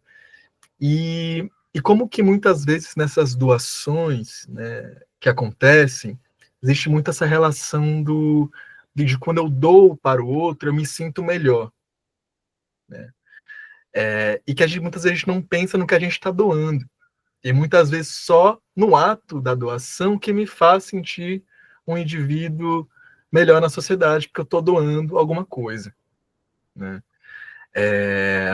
Então, essa reflexão que eu fiz assim desse lugar onde eu trabalhava me faz pensar muito nessa relação que a gente pode ter em relação ao outro, né, Ila? Nesse sentido de não olhar para si e de tentar resolver, ou de tentar entregar materialmente algo que a pessoa não vai usar, Ou seja, quem quer receber uma meia furada? Quem quer receber uma roupa manchada? Né? Além de ser horrível, né? Essa coisa em si, mas faz com que eu reflita nessa questão que eu acho que todos nós temos um pouco, né? E ao mesmo tempo, de como que, e aí eu vou um pouco na fala da Stephanie, né, dessas nossas armaduras, eu também sou professor, eu dei aula nessa ONG, dei aula em outros lugares, mas que quando a gente, né, principalmente nós aqui, acho que a maioria de nós trabalhamos nesses espaços, né, ONGs, CRAS, etc., somos colocados, ou somos vistos como lugares de referência, né, porque é isso, né, todos nós temos as nossas vulnerabilidades, mas na prática do trabalho a gente acaba sendo uma referência de alguma maneira. Eu, no meu lugar lá no Quixote, sou professor, e como ela bem disse, as pessoas me olham como professor e esperam algo de mim. Alguns me pedem coisas, outros não. Mas como que essa formação ela é importante e necessária, porque eu acho que faz parte do nosso trabalho usar isso que a Ilha tem trazido para nós. Né? Ou seja, nos sermos, enquanto profissionais, referência, vai acontecer sempre. Né? Mas como que é importante para o nosso próprio trabalho, como a Stephanie falou, trazer e rever essa nossa posição, porque senão a gente também fica num lugar de eu sou professor, me escutem, nananã, né, como a Ela falou. Isso atrapalha o nosso trabalho em si, que a gente só vai procurar entregar materialmente algo que não é possível, né, como a Mari falou, tentar resolver algo que não é possível. E que a gente trabalha num lugar que é contraditório, que é material, mas é muito subjetivo, é muito afetivo. E isso a gente não mensura. Né? Cada técnica, cada funcionário vai ter uma relação com aquele lugar e com aquelas pessoas que não é mensurável. Né? Então, o que a gente pode fazer no aqui e no agora? Né? E acho que nós somos privilegiados e privilégios de estar ouvindo o que ela está falando, porque a gente pode usar essa reflexão para pensar o nosso local de trabalho também, né? Além da nossa vida pessoal, nos nossos outros espaços, né? Mas como pensar nós, enquanto coordenadores, professores, psicólogos e etc, etc, e essa reflexão que a gente está fazendo agora, né? De que nós somos pessoas com vulnerabilidade e que não é só doando ou fazendo uma ação que a gente, enfim, se torna melhor do que o outro, né? Enfim, eu fiz uma reflexão sobre as redes sociais também, mas eu vou ficar quieto. Mas sobre como isso também ajuda a gente a criar personas e tentar ser alguma coisa que a gente quer ser, né? Mas enfim, é isso. Obrigado. Perfeito. Porque quando você diz da doação, Luiz, se o outro não tem nada, ele tem que receber qualquer coisa. É essa a concepção. E aí eu lembro de uma discussão que eu tive, que você foi falando e me lembrou, com a minha mãe, que a gente estava num lugar e ela tinha uma pessoa pedindo, umas crianças, a gente estava comendo churros, e aí essas crianças estavam pedindo churros, sabe, de um jeito muito invasivo, assim, pegando meus churros da mão, e eu dei o meu churros, assim, eu nem pensei, nem pude dizer sim ou não, eu só soltei os churros. E minha mãe me disse, se fosse comida eu dava, mas é besteira, não tá com fome de besteira. Aí eu falei, e você tá comendo churros? Você tá com fome? A gente acabou de comer, e você pode escolher os churros. Vocês entenderam o que eu quis dizer? Assim, a minha mãe, que pode comprar, ela pode escolher o que o outro vai desejar comer. Porque como o outro não tem, ele não pode, ele só vai querer comer a comida. Ah, não, mas dinheiro para churros eu não dou. Arroz e feijão eu dava. Aí a gente conversou e ela falou, nossa, verdade. Ela me acha uma chata, porque eu questiono tudo. Mas é nesse lugar de, se o outro não tem, eu vou dizer o que o outro precisa. Eu vou dizer que é essa meia que ele precisa. Porque às vezes é para aliviar a minha angústia. Não a do outro. Porque olhar para alguém e falar, o que você quer? Pode ser que o outro me diga, eu quero uma cachaça. Aí você vai ser, nossa, será que eu consigo dar para o outro uma cachaça? Uma situação na rua e dar aquela coisa de, moça, que é uma cachaça. Mas, às vezes, a gente viu aí várias pesquisas falando que o álcool, inclusive, para pessoas em situação de rua, ajuda a aquecer do frio, para além da adição, do desejo. Também é uma realidade, assim. Eu não como só arroz e feijão. Eu não vivo só disso, eu vivo de outras coisas também, eu posso escolher. Mas quem não tem condições, não pode. Vai receber a meia, sim. Vai receber qualquer coisa, sim, porque essa é a realidade. E aí eu fiquei pensando em uma outra coisa, quando você fala de rede social, a gente está sendo nutrido para acreditar que autocuidado é passar argila na cara e tomar suco verde. E que autocuidado não é ter transporte de qualidade, não é ter um sistema de saúde de qualidade, não é ter. Entende? Isso também é autocuidado. Eu não consigo me cuidar se eu estiver faltando nessas outras coisas, se eu pegar o ônibus e ele estiver completamente lotado, se. E aí por que a gente está fazendo isso? Porque fica individual. Porque eu só vou fazer luzes no meu cabelo. Ai, tô me sentindo bem. Gente, isso é gostoso também, tá? Eu adoro me sentir bonita, passar um batom. Isso também é importante. Mas isso não é só. E porque, às vezes, quando alguém que mora num território de vulnerabilidade aparece com trança no cabelo, aparece com tatuagem, fala, olha lá, não tem dinheiro para comprar comida pro filho, mas tá cheio de tatuagem. Quantas coisas a gente não já ouviu disso? Porque o outro não tem essa possibilidade, né? Ele não pode escolher isso. A gente já julga, já coloca o lugar da... Essa pessoa não podia. Disse isso a pessoa que tá com luzes no cabelo. Que tá toda de Mary Kay na cara, toda de batom. E aí, o que eu tô dizendo? Eu tô dizendo que o outro não tem escolha, mas eu tenho. E, gente, é para crucificar quando vira esse pensamento? Não, porque a gente foi criado em uma sociedade que vai colocando os outros nessas caixinhas. A gente vai pensar invariavelmente de várias coisas que a gente não se orgulha. Eu mesma, tem coisa que eu olho e falo, ai, fiz isso. E é para pensar, por que eu estou fazendo isso? A troco do quê? O que eu quero? Eu estou atendendo a necessidade do outro, eu estou atendendo a minha. É se questionar essas coisas que são ditas como naturais. Porque o que é, para mim, natural é, se eu colocar uma criança num lugar, ela vai crescer com esse pensamento? Se ela estiver isolada. Não, então não é natural, é construído. Ah, mas é natural ter filho. Para quê? Ah, para a espécie. Ah, tá. Então, do olhar biológico, eu posso dizer muitas coisas. Porque não é natural cortar o cabelo do olhar biológico. Tem que deixar crescer. Não pode pintar a unha. Tem muita coisa que é natural. Se a gente for olhar só pelo olhar biológico, a gente vai ter que parar de fazer algumas coisas. Mas a gente está olhando também para como a gente é construído. Como a gente é construído em uma sociedade, como a gente é construído numa comunidade, com cultura, com várias coisas que vai fazendo com que a gente vire para a direita, ou vire para a esquerda, ou vire para frente, ou vire para trás. Então, é desnaturalizar o olhar. É uma palavra difícil, mas é como que eu vou questionar o meu olhar. Porque aí eu domino menos o outro. Porque aí eu vou olhar o outro e não vou dizer o outro não tem cultura, por isso que eu, português, chego aqui e tenho que ensinar essas pessoas que não usam roupa a ter uma religião. Quem disse que essas pessoas não tinham religião? Quem disse que esse território já não era alguma coisa antes dos portugueses chegarem? Quem disse que foi descoberta? É meio esse lugar, assim, de o que me contam que eu vou comprando e que isso vai... Nossa, mas o que isso tem a ver com o fato de eu atender? Eu fiz só assistência social, estou atendendo no CRAS, está indo longe, tô. Mas é porque é uma cadeia de ações que vai levando a gente a chegar onde a gente está. Você não acorda e fala, meu nariz é feio. Do nada.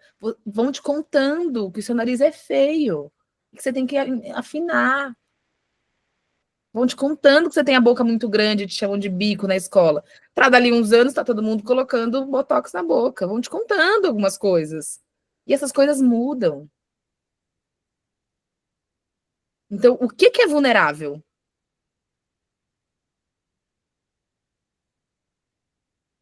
Bom, eu queria separar esses últimos... A gente ainda tem mais 30 minutos, mas eu queria ouvir, eu queria perguntas, eu queria dúvidas, eu queria questionamentos, críticas. Mas abrir para que vocês falem, para a gente poder dialogar mais com as coisas que forem aparecendo. Oi.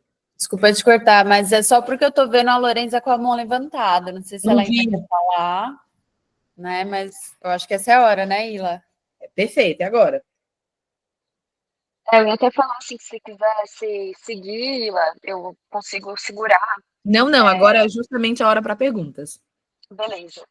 É também, assim, um lugar de uma reflexão, né? Porque a gente vai falando do outro, né? Nesse lugar, assim, de entender o outro, e daí, em geral, pelo menos para mim, assim, vem uma imagem de uma pessoa como se fosse uma única, né? Assim, seja, ela é muito múltipla, mas esse contato com um indivíduo, e daí pensando muito no trabalho também, né? Do CRAS, do Serviço de Convivência, no que vai ser o projeto, né? Esse trabalho com um grupo de mulheres, e daí eu fiquei pensando, né? Como aplicar tudo isso no grupo e, inclusive, deixando claro que cada uma dessas pessoas, desses indivíduos, desses universos, tem a condição de entender como que cada uma conta a sua história.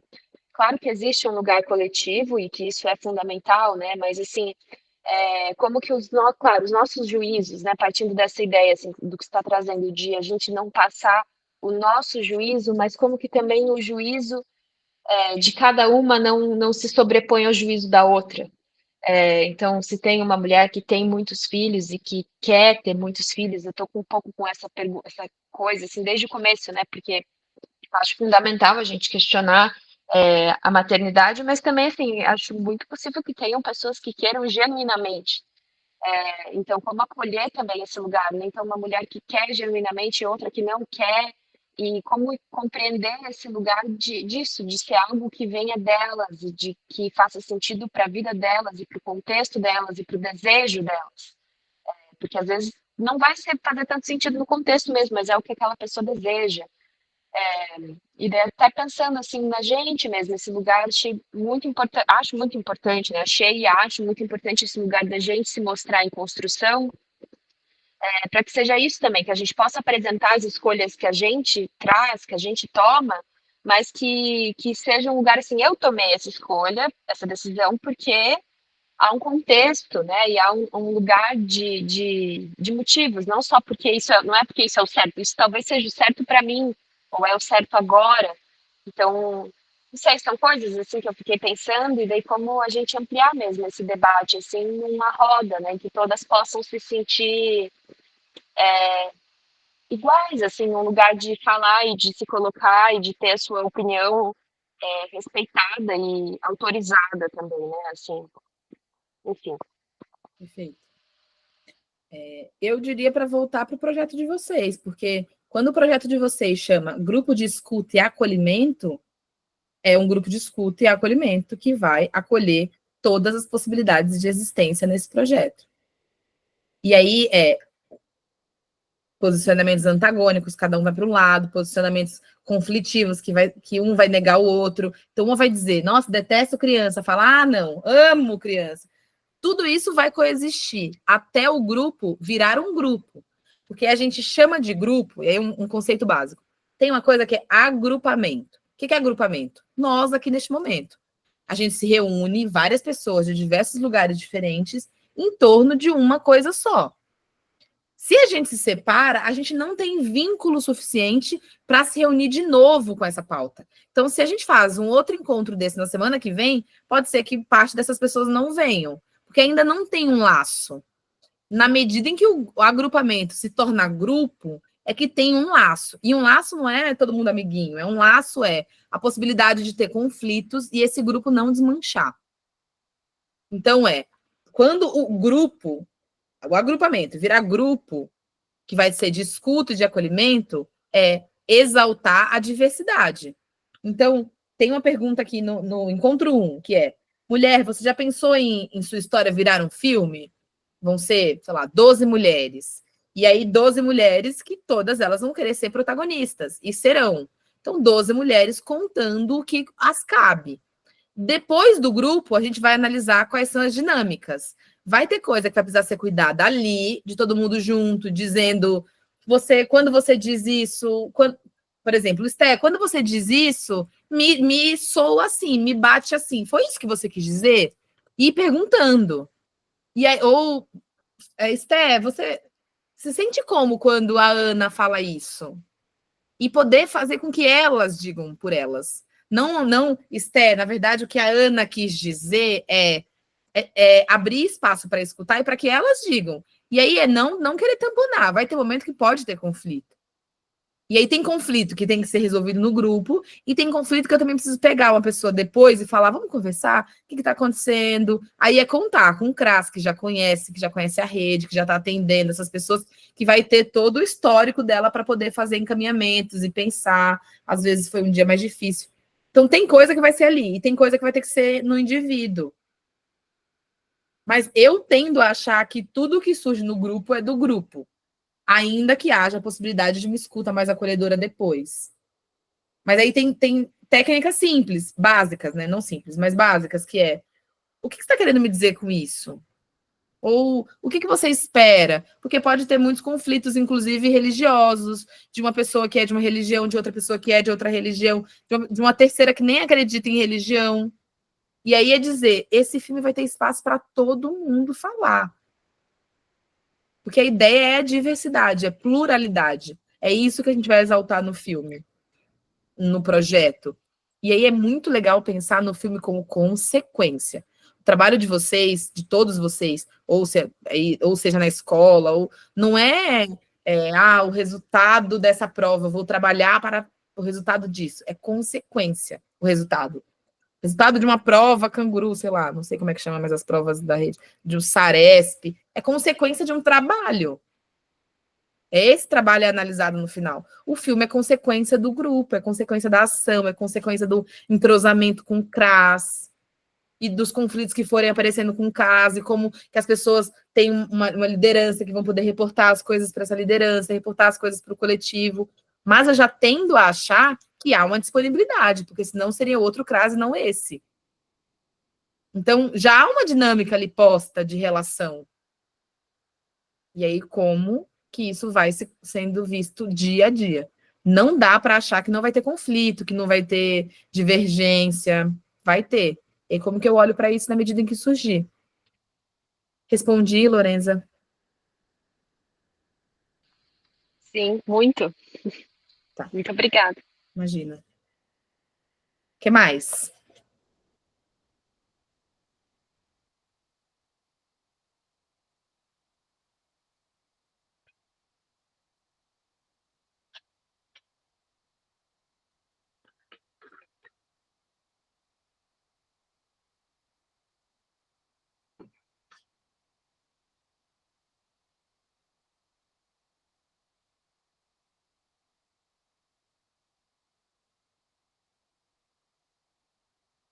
Tem uma coisa que eu li aqui no roteiro, que depois eu vou perguntar para a Estel o que é, mas me fez lembrar uma coisa.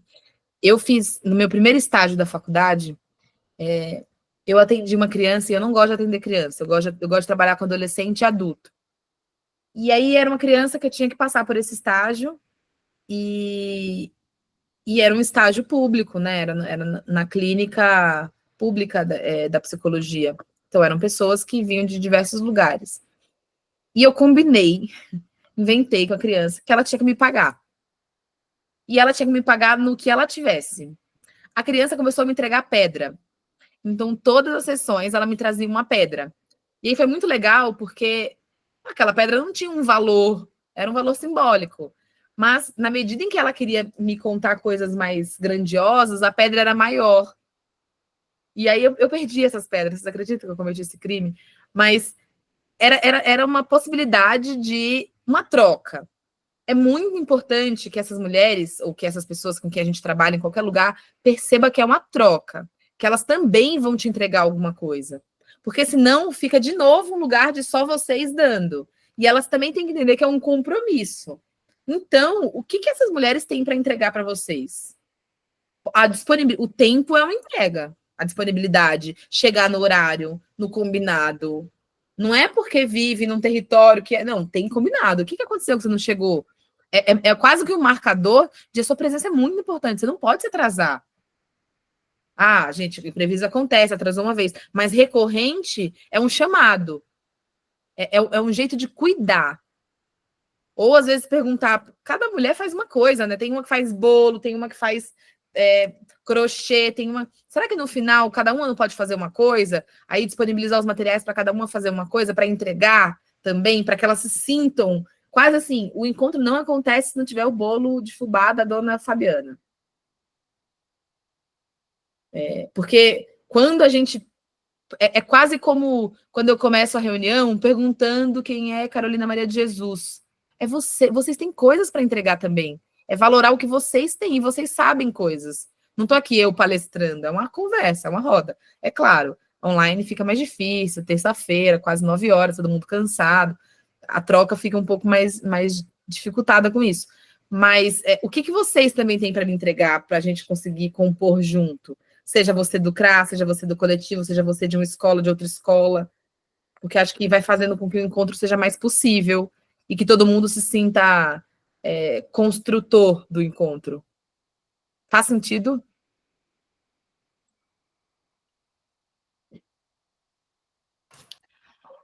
Faz muito sentido. Inclusive, os sentidos aqui estão muito potente, né? A partir desse lugar, de tudo isso que a gente conversou aqui, né?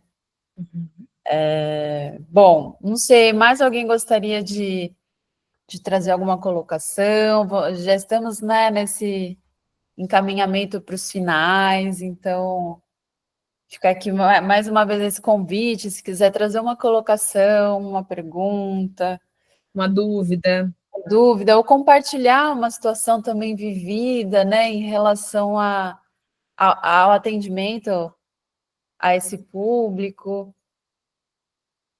Enfim, alguém?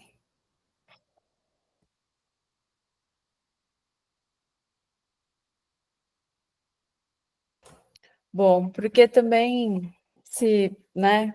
Acho que vamos ir caminhando, então, para esses finais. Não sei, você gostaria de trazer mais alguma coisa, Ila? Acho que eu estou muito contemplada, assim, com a sua fala, com tudo que foi trazido também aqui, né, pelos profissionais.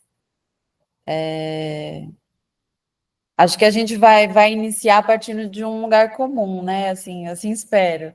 Mas é que foi tão potente, né, que com certeza vai ressoar, né? Tanto para o nosso projeto aqui, mas espero também que para quem, enfim, veio de fora e também participou aqui, possa colaborar para essa jornada também, né? Em outros locais de atuação e tudo mais. Então, não sei. Mais alguém com o microfone aberto queria falar? Acho que.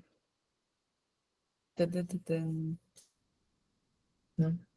E aí eu posso. A Esté tem o meu contato, podem me contatar, me mandar mensagem com dúvidas, com questões, eu posso ir ajudando na composição desse projeto. Estarei na atividade final, aí já fui convidada. Fiquem atentos, quem não segue o Coletivo Barroca também, acho que eles fazem trabalhos muito legais nesse território.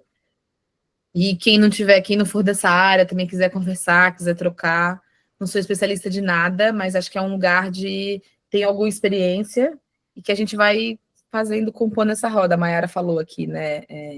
Pertencentes à roda. Então, como que a gente vai fazendo juntos? Porque é assim que eu acredito que a gente vai conseguindo chegar em algum lugar, sabe? Não uma pessoa que passa e todo mundo ouve. A gente vai nessa construção coletiva. É isso. Lu, você quer trazer alguma colocação também? Ou posso seguir? Não, eu acho que só trazer também esse caráter do documentário, né?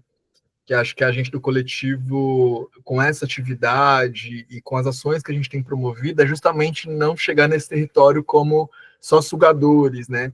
Ou seja, chega lá, filma, vai embora, nunca mais volta, né? Então, acho que esse processo que a Ela tem falado de que que é uma troca, isso para a gente é essencial, assim, no nosso trabalho, sobretudo, né, a Esté e o Jota que moram em Franco da Rocha, a Esté que já tem uma relação com o CRAS, né? Então, é uma forma da gente poder fortalecer mesmo, né? Fortalecer o CRAS, fortalecer e também ser fortalecido, né? De fato, ser essa troca e que eu acho que vai ser muito potente. Então, daqui a alguns meses vocês vão ver o resultado desse processo, e que espero que venham outros também depois desse. E vamos nos acompanhando lá no Instagram também, Coletivo Barroca. É uma honra estar aqui com vocês. Muito obrigada, gente. Também queria agradecer vocês estarem aqui, todo mundo que pôde estar com câmera, sem câmera, me ouvindo. Eu sou bem tagarela, vocês perceberam. Obrigada a todo mundo, obrigada pelas mensagens, pelo carinho. Obrigada ao Coletivo Barroca por confiar no meu trabalho. Sou muito feliz por esse coletivo continuar, fiz parte do início dele ali em 2020. E fico muito grata de poder estar aqui compondo com vocês. Acho que esse trabalho vai ser lindo, vai dar muitas possibilidades de fala para essas mulheres, para que elas possam protagonizar as suas próprias histórias. Elas já são protagonistas, e às vezes a gente só não está escutando, né?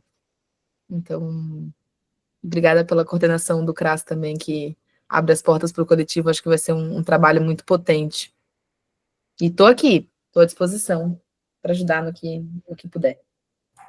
Joia, muito obrigada, Ila. Você é sempre muito bem-vinda, né? É muito especial ter você por perto. Todo esse conhecimento sempre agrega muito, e espero que a gente também consiga ir retribuindo nesses processos e trocando e se fortalecendo. E agradecer também a todas as pessoas aqui presentes, todos os profissionais. Fiquem atentos às redes do coletivo, né? Na verdade, a rede Instagram do Coletivo Barroca, para quem aí está meio desantenado. Lá a gente vai postando coisas sobre o processo, as datas também quando houver a exibição do filme. Vai haver também uma oficina de cinema em Franco da Rocha, mais lá para o final do ano também, lá para setembro. Então é isso, acompanhem a gente, estejam por perto, mandem mensagens, vamos tentar manter esse vínculo, continuar fortalecendo esses saberes. E é isso, gente, muito obrigada. Boa semana para todo mundo. Um beijo. Beijo. Obrigada, gente. Obrigada, Ila. Tchau, gente. Obrigada a vocês. Muito Muito obrigada, foi um